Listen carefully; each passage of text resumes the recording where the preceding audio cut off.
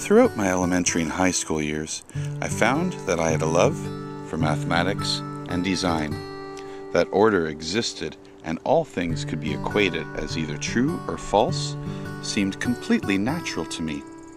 It wasn't until a few interesting books fell into my mind that I began to realize that many equations could conceive strikingly different answers. Books concerning humanity's future were formulating our demise, and I made it my goal to reevaluate this equation to ensure that humanity's potential could be reached. I strove forward into a new world and a new life, looking for ways to bring this new perspective into everyday lives. And then, everything changed.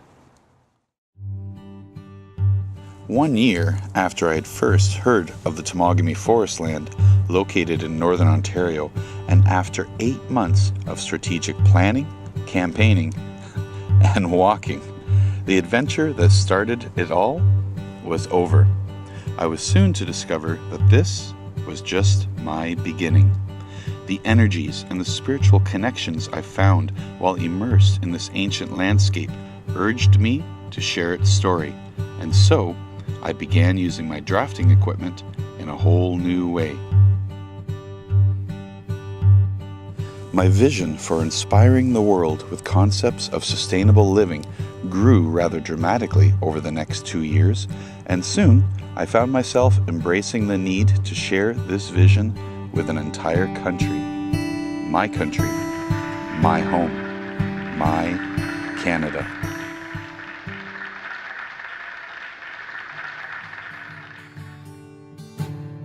As I made my way first to the West Coast, and then to the East Coast, and finally to our North Coast, I found that many people wanted me to not only share my beliefs and my artwork, but my talents as well.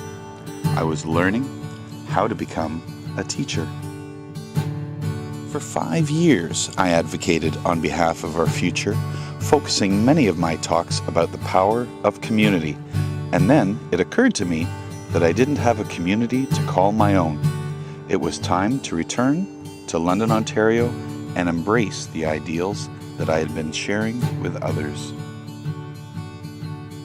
After having spent so much of my time surrounding myself with children and finding a heart full of enjoyment in the process, I found it curious that I ended up driving a school bus. I now had a full-time job. I was spending my time with young and fresh minds that I could easily relate to, and my world became full of more artwork than I could have ever imagined. My most recent life adventure saw me getting involved in my community in a very unlikely way. The local media had a field day with the fact that an artist and a school bus driver was bringing the most challenging issues into the spotlight, demanding change. I may not have won the election, but I did win a place in my community's heart.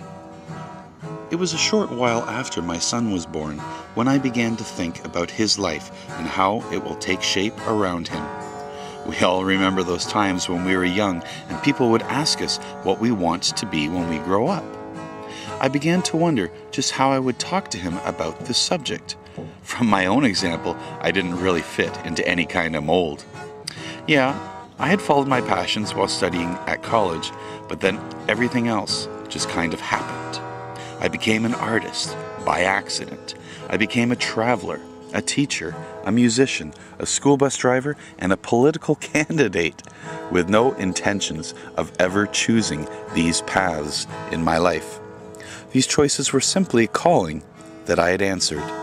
I had these thoughts in my mind when I wrote down a very simple sentence that I hope will offer guidance, not only for my son, but for the whole world. It's not so much about what you want to do or be when you grow up.